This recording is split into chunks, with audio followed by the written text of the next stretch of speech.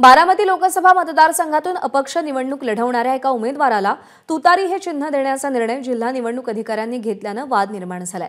राष्ट्रवादी काँग्रेस शरदचंद्र पवार पक्षाकडून याबाबत केंद्रीय निवडणूक आयोगाकडे तक्रार दाखल करण्यात आलेली आहे। शरद पवारांच्या पक्षाला तुतारी वाजवणारा माणूस हे निवडणूक चिन्ह आयोगाकडून देण्यात आलंय।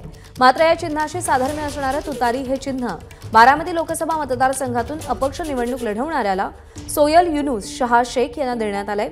बारामतीमध्ये लोकसभा मतदारसंघामध्ये निवडणूक लढवणाऱ्या 38 उमेदवारांचे अर्ज वैध ठरले असून यामध्ये शेख यांचाही समावेश आहे।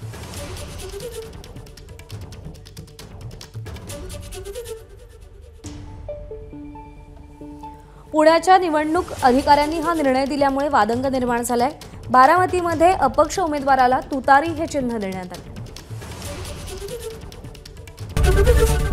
एबीपी माझा, उघडा डोळे बघा नीट।